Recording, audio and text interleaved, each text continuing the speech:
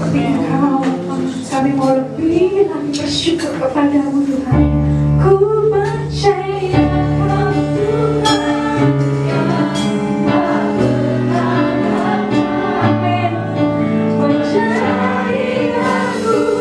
Terima kasih Tuhan.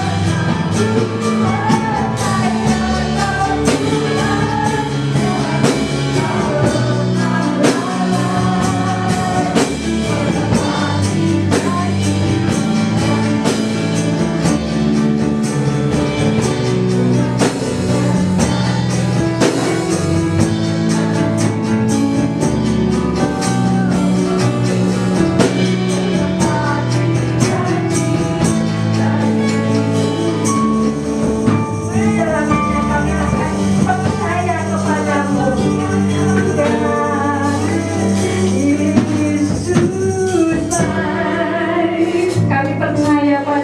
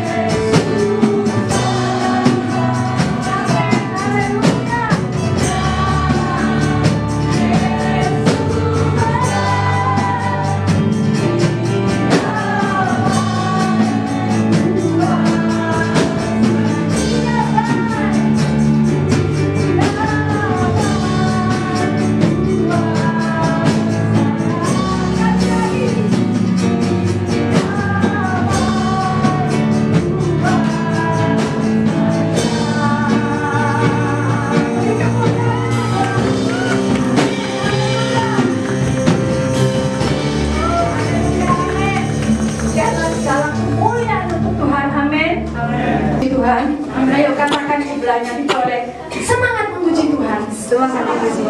Jangan lemes, masa gini? Jangan memuji Tuhan. Lemes dan semangat memuji Tuhan. Gitu saudara ya. Saat hadirat Tuhan turun di atas pujian kita itu, semua susah, semua kesulitan kita tuh lewat. Semua yang galau lewat. Amin. Ayo semangat memuji Tuhan. Haleluya.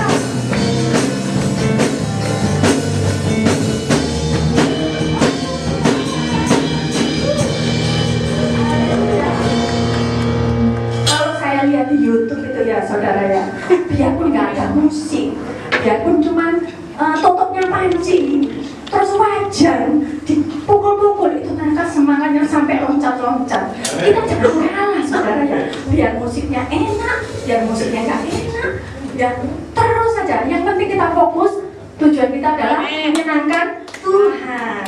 Haleluya. Next kita begitu ya, nggak usah peduli sama musiknya. Yang penting kita fokus sama Tuhan. Silakan duduk saudara. Amin. Kita persiapkan persembahan kita yang terbaik untuk Tuhan. Ada pengumuman ya saudara ya. Nanti ada latihan untuk Natal.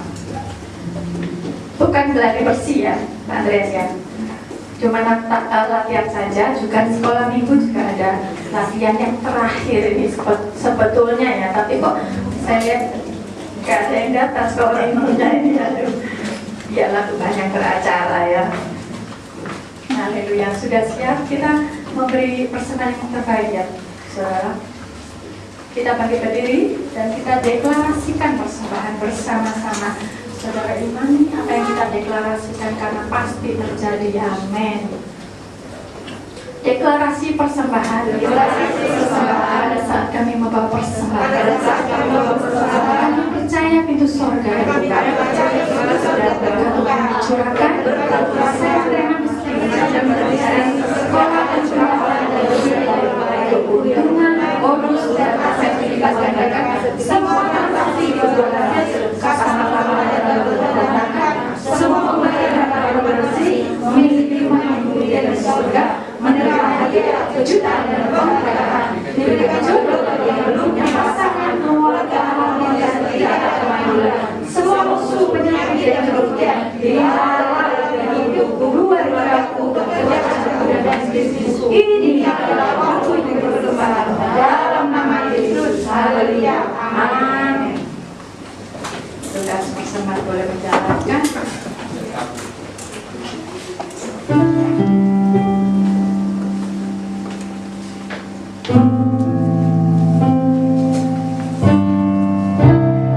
Terima kasih Tuhan.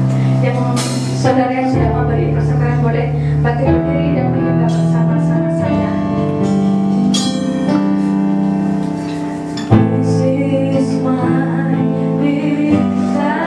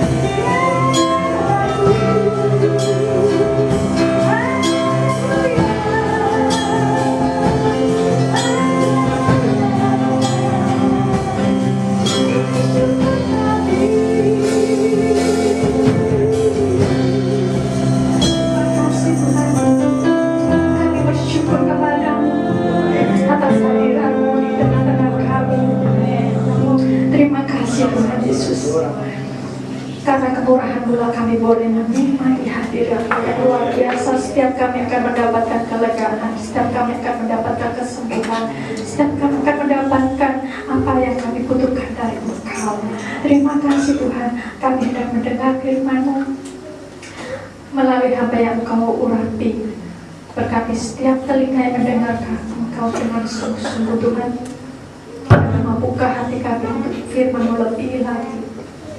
Biarlah Kau yang menguasai tempat ini dan Kau menguasai setiap hati kami. Kami siap mendengar firman-Mu. Haleluya. Amin. Saya persilakan kepada Bapak yang bertugas. Shalom. Shalom. Shalom. Apa kabar semua? Puji Tuhan, luar biasa. Anugerah.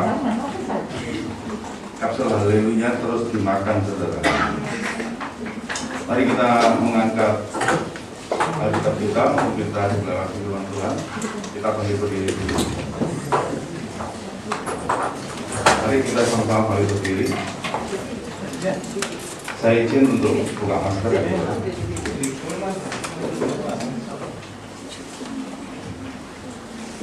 Deklarasi firman. Aku percaya firman-Mu berkuasa. Aku percaya firman-Mu dapat merubah seluruh hidup. Aku percaya firman ini adalah Tuhan sendiri. Aku siap untuk menerimanya dan melakukannya dalam nama Yesus. Amin. Mari saya duduk Bapak Ibu terima kasih.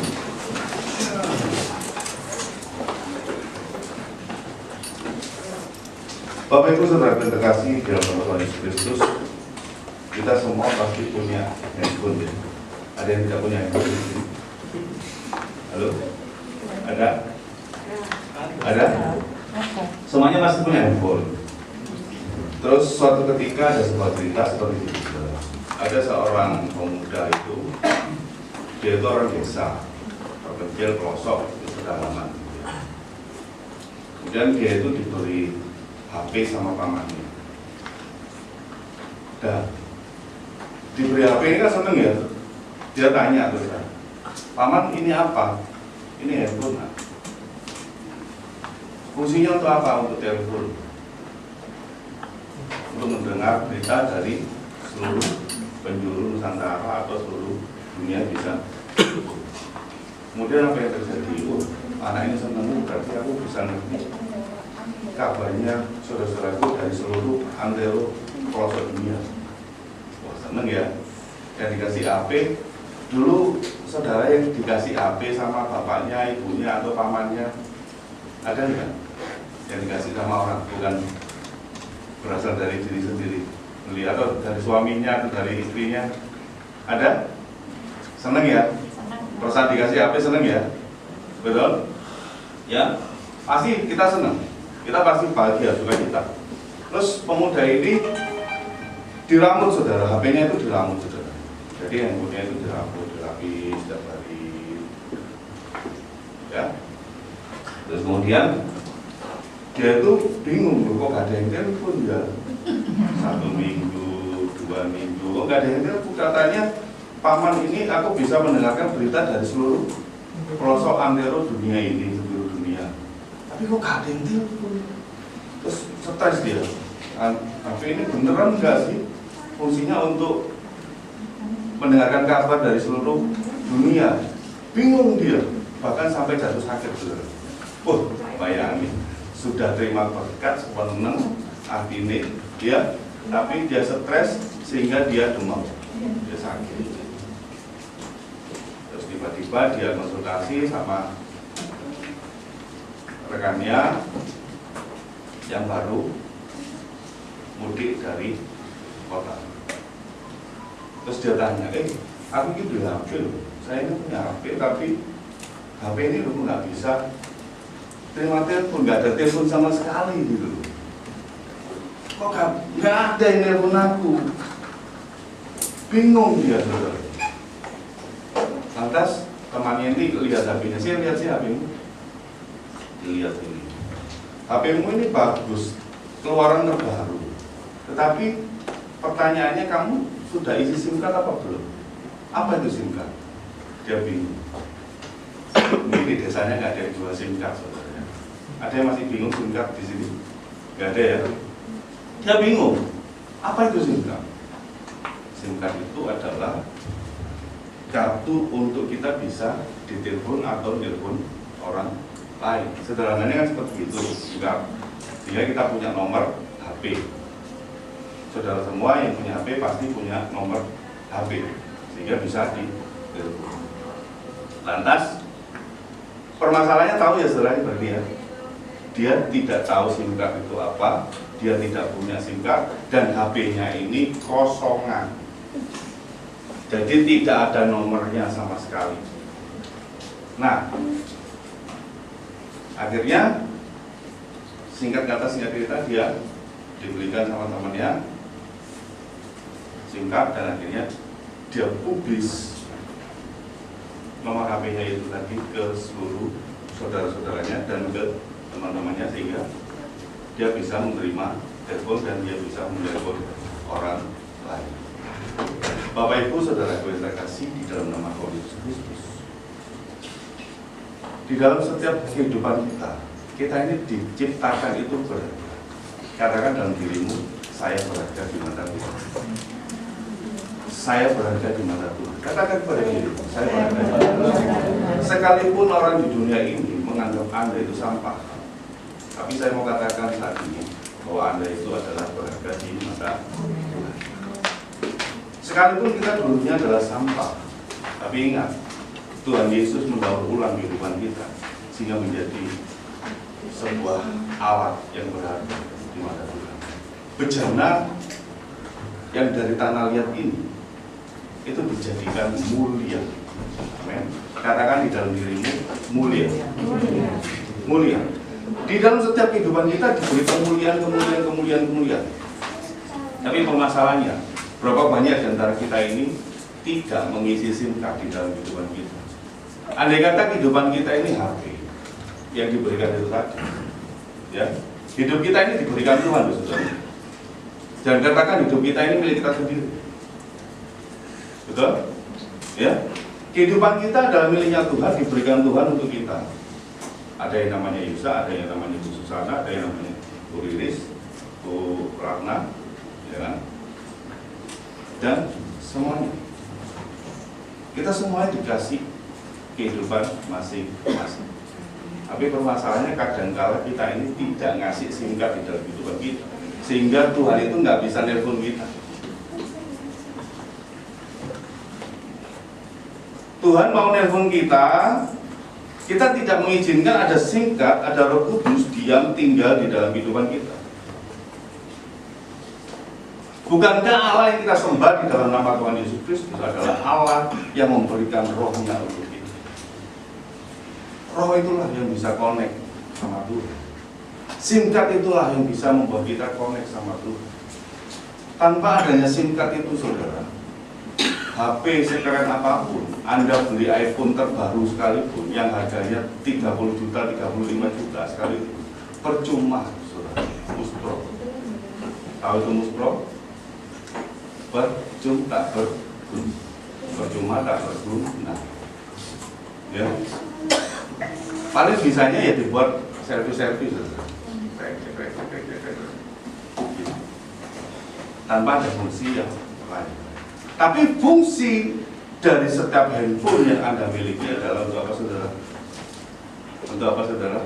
Halo, supaya Anda dan saya bisa saling komunikasi jarak jauh. Bila komunikasi ini saya sama Bu Susana seperti ini, terus itu saya telepon perlu HP? Nggak perlu lah. Tapi kalau misalnya saya di Manuang, Bu Susana di Gunung Sari, kemudian saya telepon, Bu, saya ada perlu, tolong minta bantu doa dan sebagainya, itu fungsinya HP. Nah, tahu fungsinya ya, bahwa kehidupan kita berada di mata Tuhan, mulia dalam pandangannya. Amin. Amin. Gak ada seorang pun di tempat ini yang merasa tidak berharga di hadapan Tuhan. Amin. Ya. Mari kita belajar sama-sama. 1 Petrus pasal yang kelima.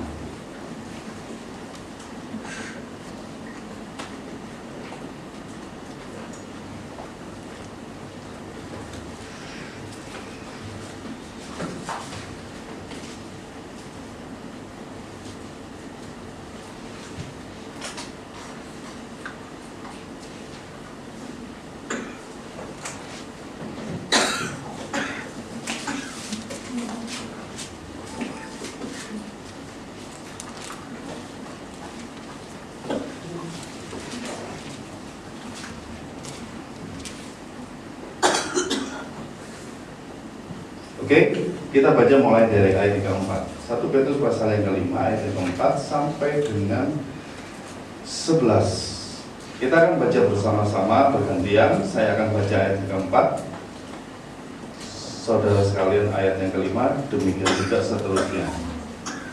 Maka kamu apabila gembala agung datang, kamu akan menerima mahkota kemuliaan yang tidak dapat layu.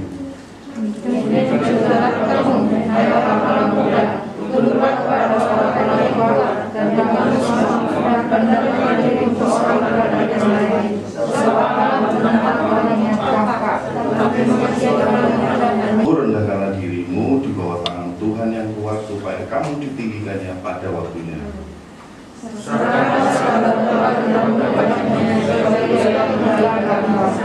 8. Sadarlah dan berjaga-jagalah. Lawanmu si iblis berjalan keliling sama seperti singa yang mengaum-ngaum dan mencari orang yang dapat ditelannya. Lawanlah dia dengan iman yang teguh, sebab kamu tahu bahwa semua saudaramu di seluruh dunia mengalami penderitaan yang sama. Dan Allah sumber segala kasih karunia yang telah memanggil kamu dalam Kristus kepada kemuliaan yang kekal akan melengkapi, meneguhkan, menguatkan dan mengokohkan kamu sesudah kamu menderita seketika lamanya. Dialah yang punya kuasa sampai selama-lamanya. Amin. Adalah yang disebut berbahagia kita semua yang membaca firman Tuhan, merenungkan firman Tuhan, dan terlebih lagi kita semua yang belajar melakukan kebenaran firman Tuhan. Bapak Ibu Saudara terkasih di dalam nama Tuhan Yesus Kristus, kita ini sebenarnya menghadapi sebuah krisisnya masing-masing. Kita memiliki permasalahannya masing-masing di dalam kehidupan kita. Di ayat yang keempat disitu dikatakan, maka kamu apabila gembala agung datang, kamu akan menerima mahkota kemuliaan yang tidak dapat layu.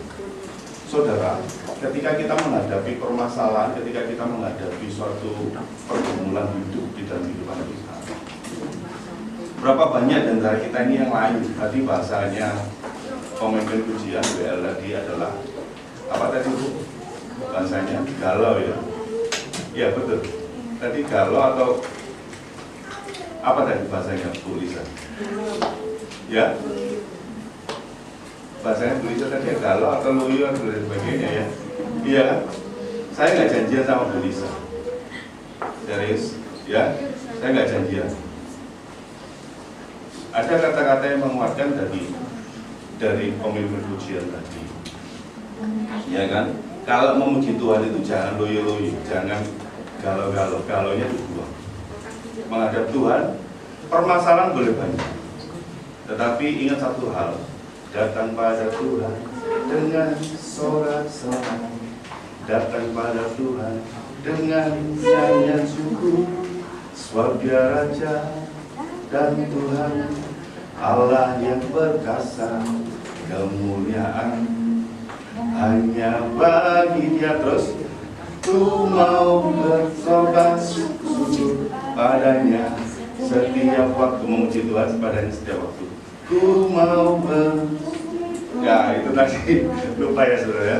Mungkin Cak Su ya lebih paham karena masih di GBPS mungkin lagu tersebut masih ada ya. Saya sudah lama lagu Costa dalam, tapi lagu ini bagus sekali. Datang kepada Tuhan itu dengan sorak-sorai, datang kepada Tuhan itu dengan pujian, dengan ucapan syukur. Datang kepada Tuhan itu jangan loyo, saudara. Meskipun kita mungkin sakit, ya, meskipun kita sakit, kita mengalami permasalahan dan pergumulan hidup, tetapi harus tetap semangat. Amin. Katakan kepada kanan kirimu, harus tetap semangat. Haleluya. Amin. Ya. Seringkali di dalam kehidupan kita menghadapi permasalahan, pergumulan kehidupan, kita ini merasa bisa. Oh, aku bisa ngatasi permasalahan ini. Oh, aku bisa ngatasi sakit penyakit ini. Oh, aku bisa. Dengan kepandaian kita, dengan pengalaman kita, dengan apapun yang kita miliki, dengan kita merasa kita punya iman dan sebagainya. Mungkin kita mengalami hal itu, saudara. Tapi ingat, pengalaman kita tidak bisa menyelamatkan kita. Ya, tangkap. Pengetahuan kita tentang hal apapun tidak bisa menyelamatkan kita. Tidak ada yang pasti di dunia ini. Sekali lagi saya katakan, tidak ada yang pasti di dunia ini. Selain apa? Kematian dan jatuh tempo. Betul? Yang pasti di dunia ini adalah jatuh tempo dan kematian. Itu pasti. Dan Tuhan kasih kepastian di dalam setiap kehidupan kita, yaitu keselamatan. Nah, kalau kita ini loh nggak mengandalkan Tuhan, di situ dikatakan di ayat yang kelima, demikian juga lah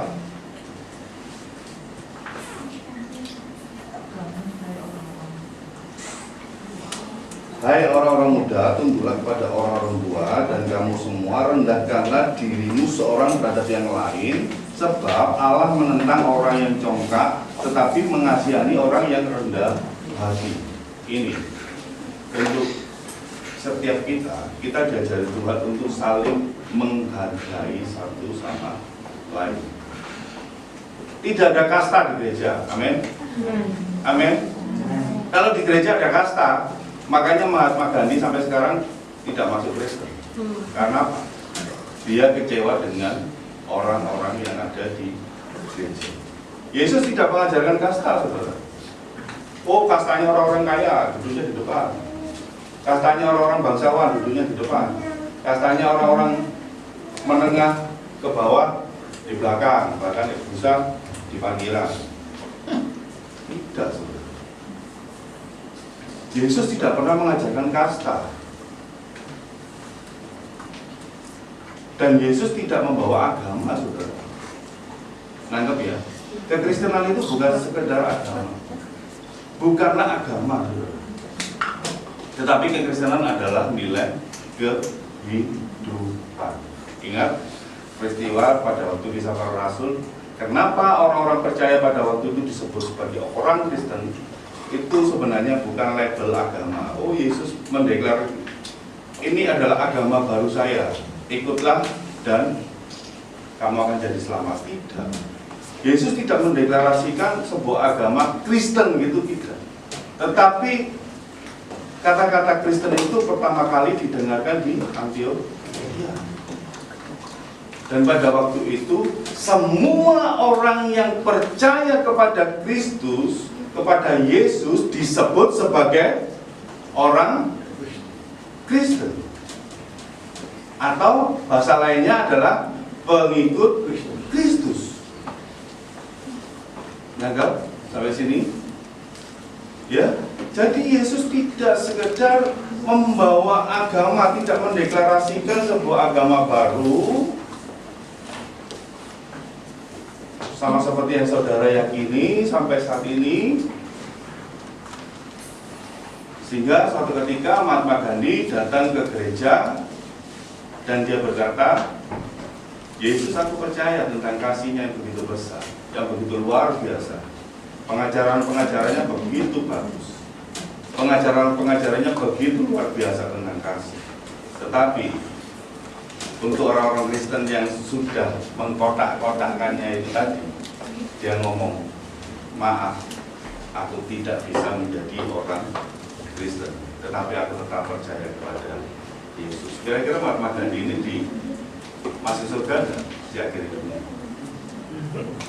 Kalau bagi saya, agama apapun, asal dia percaya dengan Yesus sebagai Tuhan dan Juru Selamat, dia masuk surga. Sekalipun so boleh nggak di gereja, sekalipun dia mungkin belum dibaptis dan lain sebagainya. Bagi saya loh saudara ya, bagi saya, entah bagi saudara. Kalau bagi saudara, kudu dibaptis, kudu diselam, dideluk-deluk, ini di kolam, harus dalam nama Bapa, Putra dan Roh Kudus. Kalau nggak gitu, nggak masuk surga. Halo saudara, bagaimana dengan orang-orang yang ada di rumah sakit? Ketika mereka tidak sempat untuk dibaptis dulu, dimasukkan di dalam kolam, buru-buru masuk kolam. Ketika dia untuk berdiri, berjalan dan lain sebagainya, dia tidak bisa, tidak sanggup. Bagaimana saudara? Betul? Ketika Yesus berada di atas salib, ada dua orang penjahat. Di kanannya apa di kirinya saudara yang bertobat? Sementara kalau ada yang bisa menemukan kanan apa kiri, saya kasih 100.000 cash. Ayo, kanan apa kiri?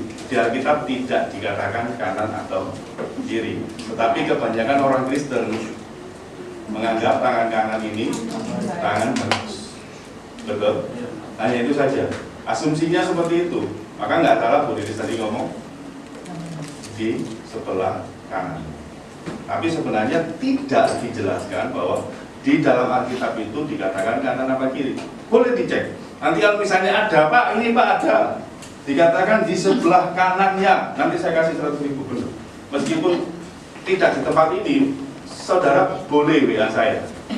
Tunjukkan apa aja gawe-gawe loh ya. Orang-orang Alkitabnya kok kayak dewe. Penerbit Yudhistira nih Pak Nom. Ya, atau Erlangga, ya. Yang penting jangan dibuat-buat sendiri, karena saya sudah ngecek dan anak-anak Unesa yang saya layani pada waktu retreatnya mereka saya tantang. Kalau ada yang menjelaskan, ini anak-anak mahasiswa, saudara. Saya tantang mereka. Kalau ada yang menjelaskan bahwa kanannya atau kiri dari Tuhan Yesus yang bertobat, maka akan saya kasih apresiasi mereka, saya kasih hadiah. Dan ternyata anak-anak Indonesia yang sebegitu banyak tidak bisa menemukan. Saudara boleh lihat di YouTube saya, ya sekalian promosi di YouTube, ya. Atau nanti kalau misal bisa minta linknya, nanti saya kasih linknya. Ya di situ dikatakan tidak ada kata-katanya penjahat yang sebelah kanan atau kiri yang bertobat, saudara. Tidak ada. Tetapi seorang penjahat yang bertobat ini mengatakan apa? Yesus, apabila engkau di Taman Firdaus, ingatlah akan aku. Penjahat itu sudah dibaptis apa belum? Sudah. Belum. Tapi dia percaya bahwa Yesus itu adalah anak Allah, asalnya dari surga, asalnya dari Firdaus. Dia percaya yang bisa menyelamatkan dosa, yang bisa menebus dosa manusia. Dia percaya itu, saudara. Akhirnya apa? Dan Yesus katakan, hari ini, saat ini juga, maka kamu akan ikut aku ke Taman Firdaus. Enak nggak itu Yesus? Gak ribet, saudara, sebenarnya. Yang bikin ribet itu apa? Menungsonya juga. Dan tidak membawa kotak-kotak, tidak membawa game-game, saudara. Saya kasih contoh lagi. Ketika ada seorang perempuan yang pendarahan selama 12 tahun, ya loh, ya. Waktu itu dia memiliki iman bahwa ketika dia akan menjamah jubahnya Yesus, dia akan sembuh. Betul? Ya. Lantas apa yang terjadi, saudara? Murid-murid yang ada di link satunya, circle satunya Tuhan, circle duanya Tuhan dan tiganya Tuhan, berusaha untuk menghalangi, ya, berusaha untuk menghalangi, dan akhirnya dia tidak bisa dengan mudah untuk menjamah jubahnya Yesus. Terus contoh yang lain lagi, ketika ada seorang yang buta, yang teriak-teriak, Yesus anak Daud, tolonglah aku, kasihanilah aku. Apa yang dilakukan murid-murid? Terus menengok kok, ojo rame-rame, betul? Jangan rame-rame. Ini ada Yesus yang sedang mengajar. Jadi artinya apa, saudara? Ada banyak orang-orang yang ada di lingkarannya Yesus ini tadi. Kadangkala kita yang menjadi batu sandungan atau yang menghambat orang lain untuk datang kepada Yesus. Yuk, kita mengatakan Tuhan menentang orang-orang yang congkak dan mengasihani orang-orang yang rendah hati. Ayo belajar saling rendah hati. Ayo belajar untuk saling menghormati satu sama lain. Yang muda menghormati yang tua. Jangan niru-niru prinsipnya orang luar negeri, saudara. Mungkin di Amerika sana kalau manggil papanya dengan namanya saja, saudara. Betul? Dan itu banyak berusaha untuk dimasukkan di Indonesia, nggak cocok, saudara. Kalau di Indonesia sebutannya Pak, Ma, atau Ibu, Bapak. Ini dicelup, dijambal. Misalnya dia manggil Bu Susana, biasanya manggil Mama, akhirnya Sus, emangnya Sus. Iya kan? Nggak pantas, saudara.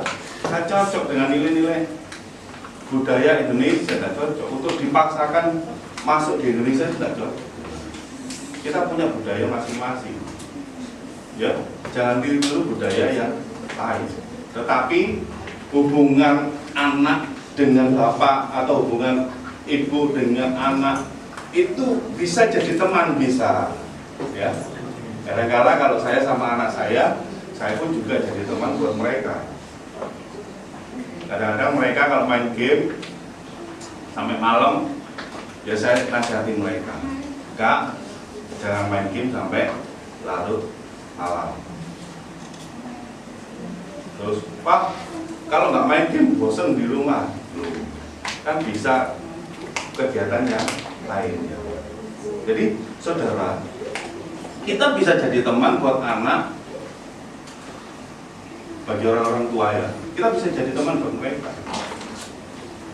Terus yang muda pun kita juga harus menghargai orang yang nasihati kita. Jangan ketika dinasihati, oh aku seru kok, terus ngerti, iya yakin gini kok, gini. Tidak. Mari sekali lagi firman Tuhan katakan Tuhan itu mengasihi orang yang rendah hati dan membenci orang yang congkak. Ini firman Tuhan loh, saudara. Di situ dikatakan Allah menentang. Allah menentang itu berarti gak seneng, saudara. Saudara, hal yang paling mengerikan itu adalah ketika kita ini ditentang Tuhan. Kita ini dibenci Tuhan. Itu hal yang paling mengerikan. Kalau kita dibenci orang lain masih bisa hidup enggak, saudara? Nah, coba kalau Allah ini menentang saudara dan saya karena kecongkaan kita, kira-kira kita bisa hidup? Halo? Misalnya nafas kita itu diambil 10 menit gitu aja, kira-kira ada yang bisa hidup? Tahan nafas yang paling lama, saudara di tempat ini berapa lama? Mungkin dia atletis, yang atlet berapa lama tahan nafas? 1 menit. Ayo, ada yang lebih dari 1 menit? Halo? Gak ada ya? Yang bisa lebih 10 menit untuk tahan nafas?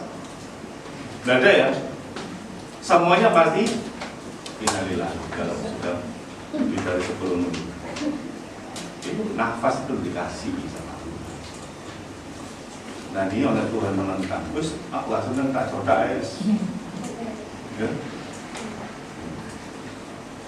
Coba selama 10 menit, supaya 10 menit kita tidak dikasih nafas. Terus ayat selanjutnya dikatakan, karena itu rendahkanlah dirimu di bawah tangan Tuhan yang kuat, supaya kamu ditinggikannya pada waktunya. Tuhan Yesus sudah ngasih contoh kepada saudara dan saya. Dia yang dari surga turun ke dunia untuk mengosongkan dirinya menjadi sama seperti manusia.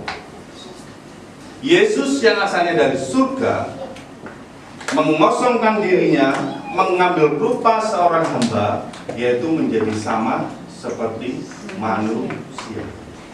Zero. Titik nol. Saya senang kalau di Suara Surabaya itu dikatakan titik nol. Ini mengingatkan saya pada pribadi Yesus, bahwa Yesus itu rela mengosongkan diri untuk menjadi rupa, mengambil rupa sebagai seorang hamba. Ya.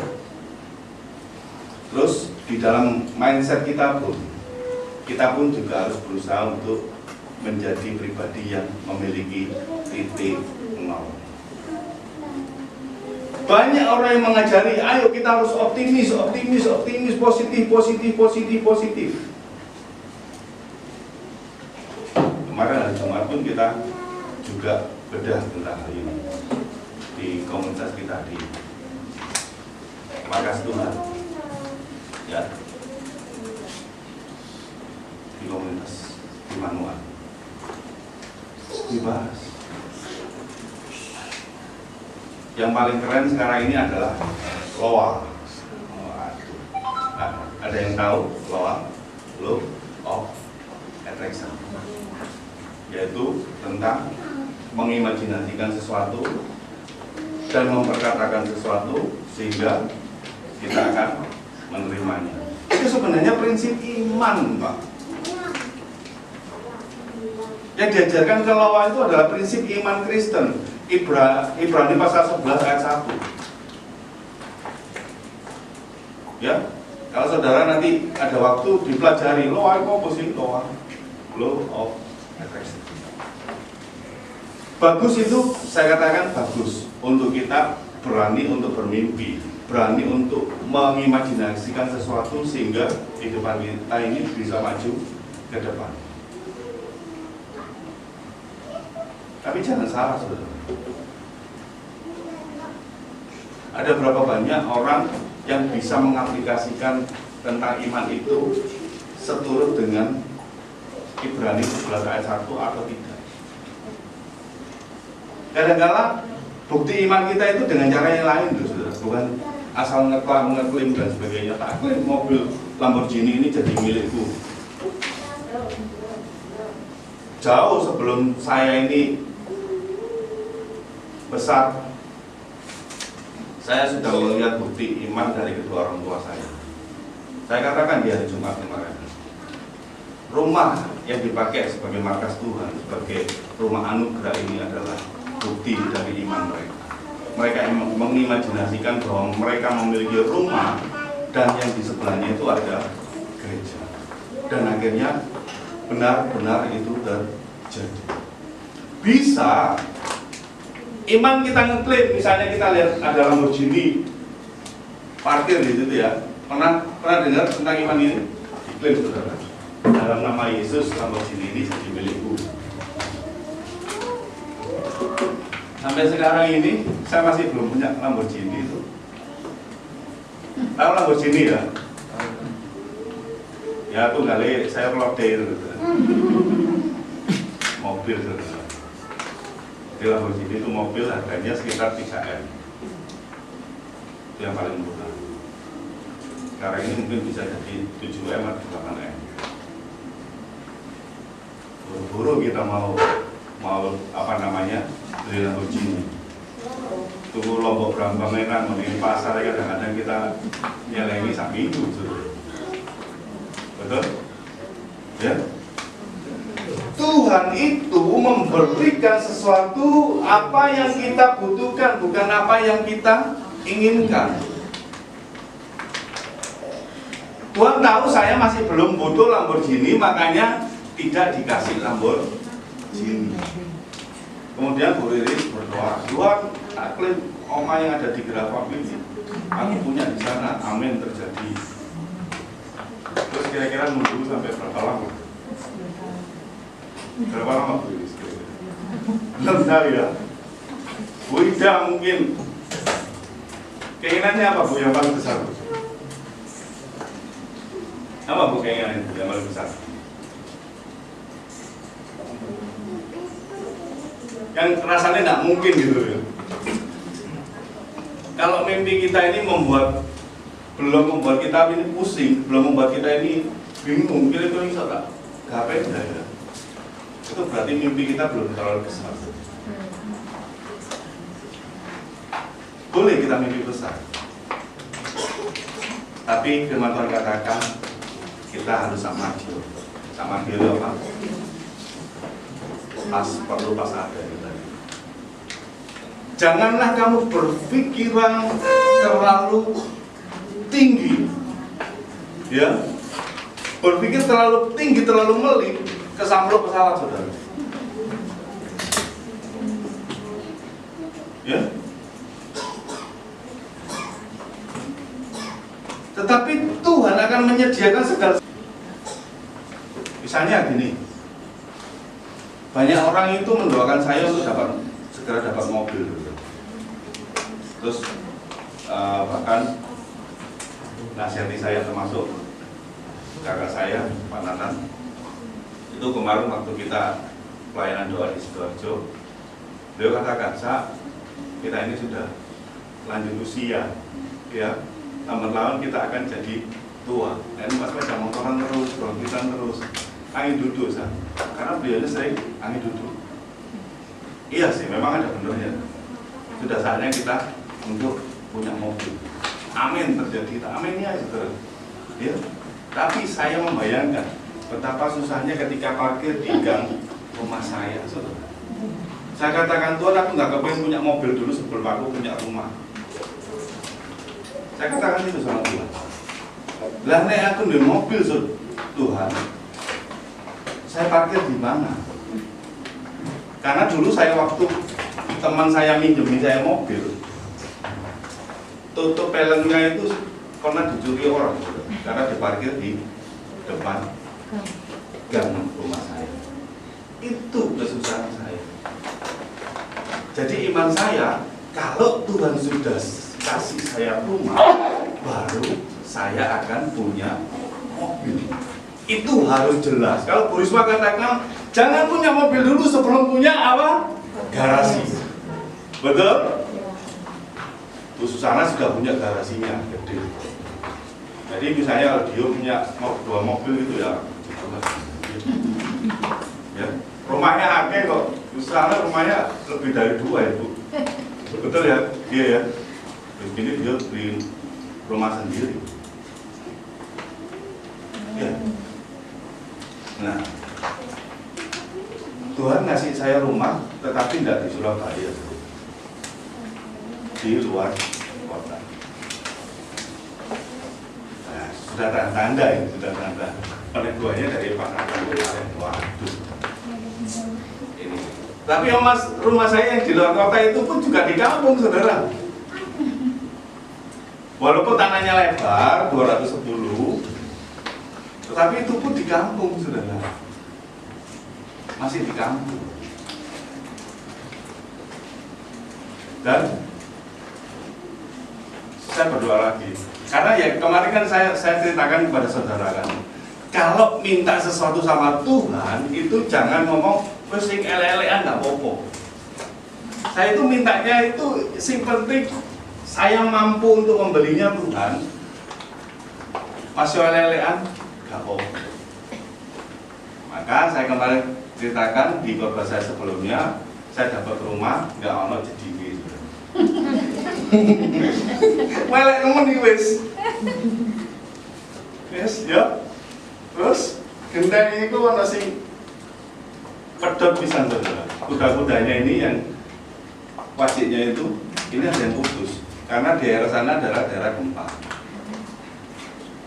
Ya, daerah sana daerah gempa, makanya sering goncang dan ada yang putus. Maka saya harus renov banyak.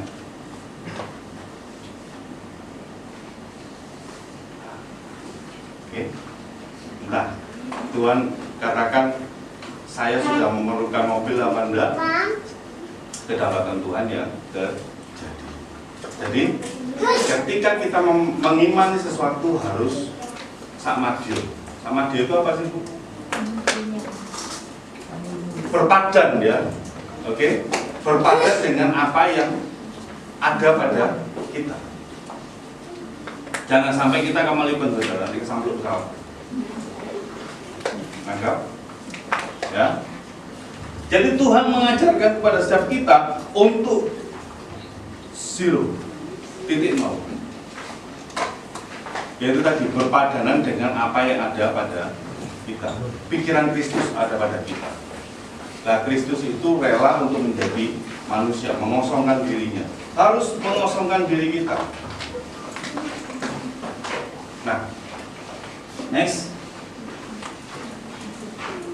Serahkanlah kekhawatiranmu kepadanya, sebab Ia yang memelihara kamu. Apapun kekhawatiran kita harus menyerahkan. Sadarlah dan berjaga-jagalah lawanmu si iblis. Siapa lawan kita, saudara? Iblis ya, bukan suamimu atau istrimu ya. Ya. Lawan kita siapa, saudara? Bukan teman-teman kerjamu ya. Bukan anak atau orang tuamu ya. Betul? Ya. Lawannya siapa, saudara? Iblis.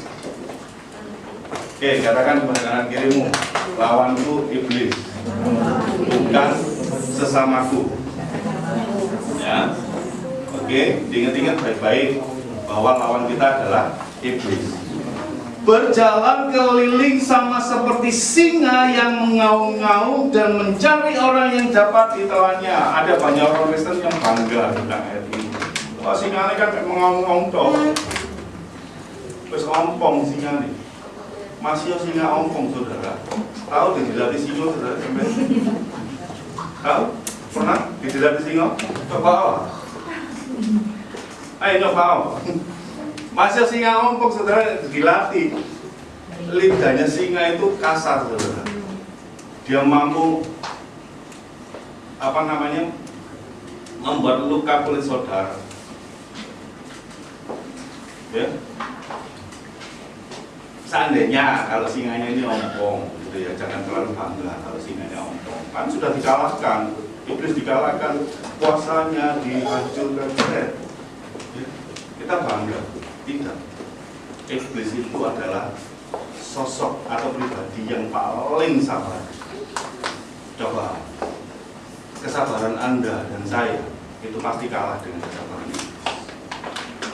Iblis itu menunggu saatnya yang tepat. Sekarang, serang. Lubang sekecil apapun, sekecil lubang jarum pun, dia mampu untuk menerobos masuk ke dalam setiap pikiran kita. Pikiran kita yang diserang. Kemudian ketika pikiran kita jadi negatif, yaitu tadi kembalikan lagi ke pikiran Kristus, yaitu pikiran 0 itu tadi. Kepikiran 0. 0 bukan berarti kosong ya, saudara. Tidak. Tetapi ada pikiran Kristus di dalamnya. Ketika ada pikiran Kristus di dalam kehidupan kita, maka kita baik bisa menangkal setiap intimidasi.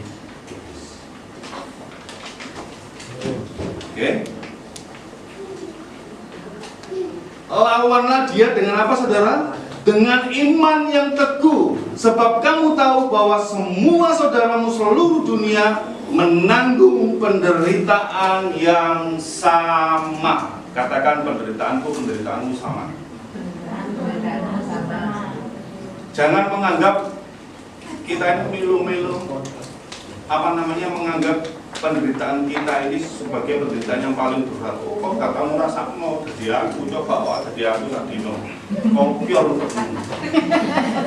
Ya. Seringkali ketika kita dinasihati, yo kan gak tahu ngalami kok sing alami. Saudara tak kasih tahu. Semua permasalahan, semua penderitaannya kita bicara apa, saudara? Sama. Tidak melebihi kekuatan kita, saudara. Penderitaan yang kita alami itu nggak melebihi kekuatan kita, sudah ditakar, saudara. Ada yang permasalahannya di gereja, ya toh. Ada teman saya sharing permasalahan, mengalami permasalahan di bidang pelayanannya di gereja. Jauh-jauh dia dari Pasuruan telepon, Mas, gimana ini untuk gerejaku mengalami seperti gini dan sebagainya. Ya diselesaikan baik-baik, didoakan. Terus dia bilang, kalau aku mengembalakan di sana aku belum bisa. Nah terus piye? Maksud tak bantu pengembalaan nang Pasuruan, lo tambah kelenger kalau aku. Ya. Tapi aku support kamu di sana, kamu melayani pekerjaan Tuhan di sana.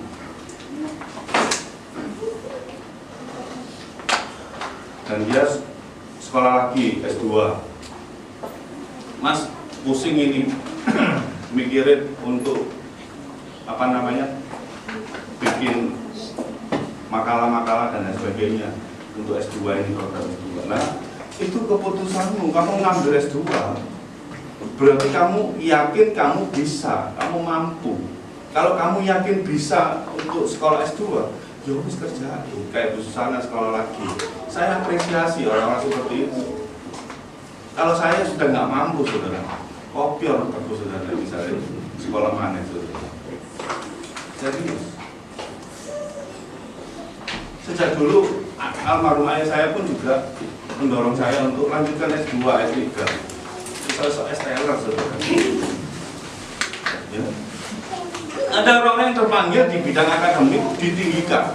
Ada orang yang terpanggil di bidang kekayaan, mereka dikumpulkan banyak. Tapi ingat, kekayaan kita, kepandaian kita tidak menjamin kita untuk bisa menyelesaikan semua permasalahan. Ya, oke. Selanjutnya, dan Allah sumber kasih karunia yang telah memanggil kamu dalam Kristus kepada kemuliaan yang kekal akan melengkapi, yang pertama, meneguhkan, menguatkan, dan mengokohkan kamu. Apa yang sekarang tidak ada pada diri saudara dan saya, Tuhan akan memperlengkapi. Saya ini setiap hari, setiap saat minta sama Tuhan, Tuhan berikan aku hikmat-Mu, karena aku tidak mampu untuk menghadapi setiap problem, setiap permasalahan yang terjadi di dalam kehidupan. Berikan hikmat-Mu, karena aku sering kali salah melangkah, salah mengambil keputusan. Karena Yakobus bilang, apabila kamu kekurangan hikmat, mintalah kepada Bapakmu yang di surga, yang memberikan hikmat yang daripada Tuhan, yang datangnya dari surga. Hikmat yang datang dari surga itu pertama-tama murni, tidak ada embel-embel apapun. Ya, melengkapi, meneguhkan. Apa yang membuat Anda saat ini hopeless, putus asa, yang membuat Anda galau? Betul ya? Ada yang diizinkan Tuhan cuma makan nasi sama garam saja? Ada? Di sini ada? Ada ya Pak Lukas ya? Pernah ngalami ya? Haleluya. Itu pengalaman iman yang luar biasa. Ada yang diizinkan Tuhan puasa karena terpaksa. Ngerti puasa karena terpaksa? Karena nggak ada lagi beras, nggak ada lagi lauk, dan nggak ada lagi makanan di rumah Anda, sehingga Anda puasa karena terpaksa. Tapi saya yakin di tempat ini tidak ada, karena pasti dipelihara oleh Tuhan. Amin. Ketika kita menghadapi keterpurukan, ketika kita jatuh, sekalipun jatuh di dalam dosa sekalipun, ingatlah satu hal, bahwa Tuhanlah yang meneguhkan. Katakan meneguhkan. Amin. Yesus adalah sosok pribadi yang akan meneguhkan kita, menguatkan. Firman Tuhan katakan, bukankah kukatakan kepadamu, kuatkan dan teguhkanlah hatimu. Raja Daud berkata juga seperti gini, bangunlah hai jiwa, pujilah Tuhan. Perkatakan perkataan firman-firman yang betul. Itulah yang akan menentukan iman kita. Jangan perkatakan perkataan tonggomu. Wala konku kerjaanmu gak jelas, itu paling gak sok mangan. Lembok rungokno iku saudara, pekerjaanmu gak jelas dan sebagainya. Akhirnya tambah gak jelas uripmu. Tapi kamu, saudara dan saya, mendengarkan perkataan-perkataan Tuhan, bukankah kukatakan, kuatkan dan teguhkanlah hatimu. Janganlah takut, janganlah bimbang. Aku menyertai. Berarti kita disertai Tuhan. Kalau disertai Tuhan, gambarannya seperti ini. Ketika saya ikut Pak Nathan waktu ke Jakarta, ya, diajak Pak Nathan di Jakarta. Kira-kira Pak Nathan akan membiarkan saya untuk kelaparan? Tidak. Karena saya tahu yang ngajak saya siapa. Betul? Karena saya tahu siapa yang menyertai saya. Saya percaya beliau. Maka di sana ada banyak makanan berlimpah-limpah di hotel, terus di tempat acara berlimpah-limpah ya Pak Nathan ya waktu itu. Tapi berhubung pandemi ini 2 tahun sudah nggak ada lagi acara di Jakarta. Sama seperti ketika kita disertai Tuhan. Nah terus ada lo kok bingung, kadang-kadang kok bingung besok itu makan apa. Padahal kita yakin dan percaya bahwa kita ini disertai Tuhan. Ayo, kuatin lagi yuk iman kita. Kuatin lagi yuk persepsi kita tentang penyertaan Tuhan ini. Sehingga kita bisa katakan, penyertaanmu sempurna, rancanganmu penuh damai, aman dan sejahtera, walau di tengah badai.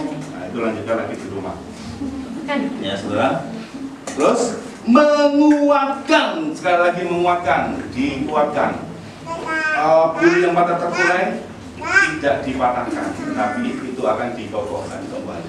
Setiap tulang-tulang yang berserakan dikuatkan lagi, sehingga bisa menjadi sekumpulan atau segerombol, sepasukan yang gagah perkasa. Bayangin, tulang-tulang yang berserakan saja bisa menjadi pasukan yang gagah perkasa.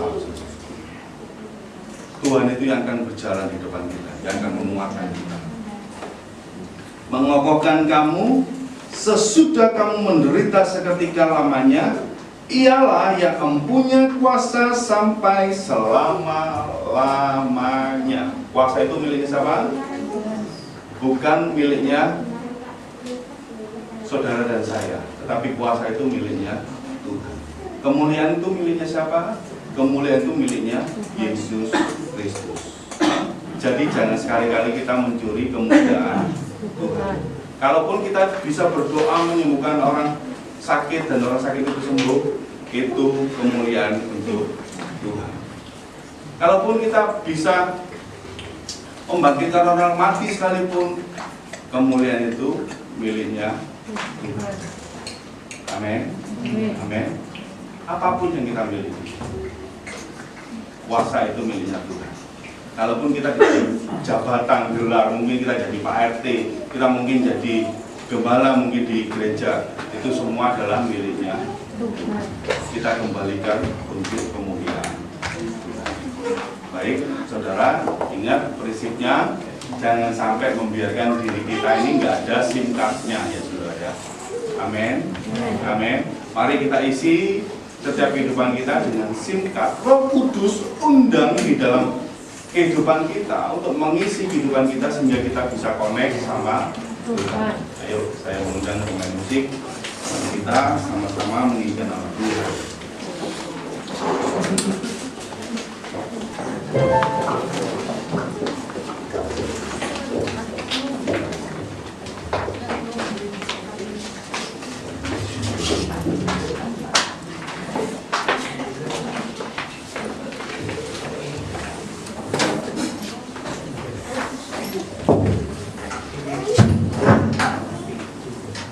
Mari kita merenungkan firman Tuhan.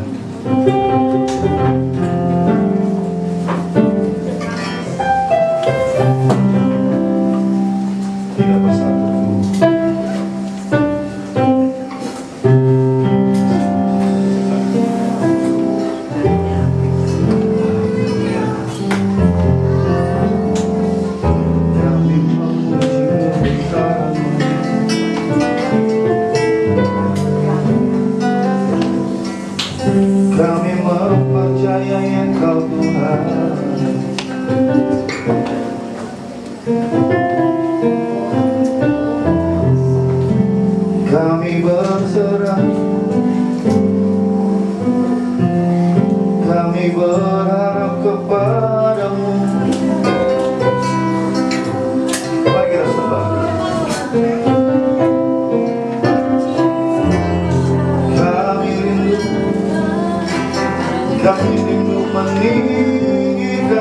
bersamamu Bapa.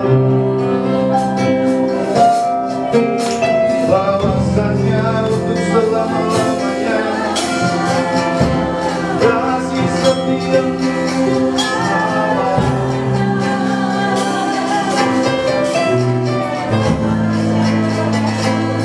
Kami masukkan Engkau Yesus, kami agungkan Engkau Bapa.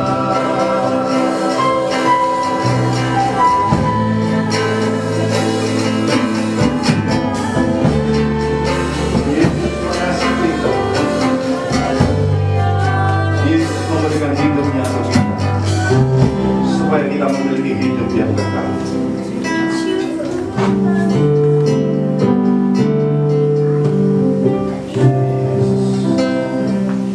Ku percaya Kau Tuhan yang tak pernah gagal, menjadikan Kau lebih dari pemenang. Ku percaya Kau Tuhan yang tak pernah lalai, menepati janji. Percaya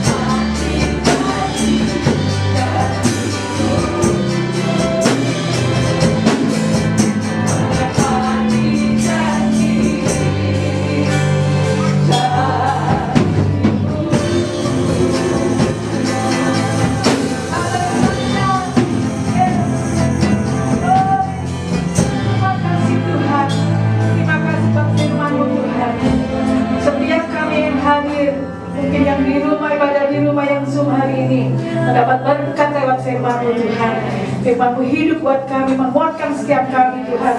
Kami tidak sendiri berjalan dalam dunia ini Tuhan, tapi Engkau Allah yang selalu menolongku setiap waktu, setiap detik. Engkau ada bersama kami Tuhan, selalu menolong kami. Apapun yang menjadi permasalahan hidup kami hari ini Tuhan, ada pemenang muncul dalam hidup kami karena kuasa-Mu. Berkati Bapak Yusa yang sudah menyampaikan firman-Mu Tuhan, urapi beliau lebih lagi, dengan kesehatan Tuhan. Pakai dia dimanapun berada, banyak jiwa-jiwa yang boleh dimenangkan. Terima kasih Bapak. Kami perlu setiap kami yang hadir pada saat hari ini. Berkat firman-Mu mengubahkan setiap kami, memulihkan setiap kami.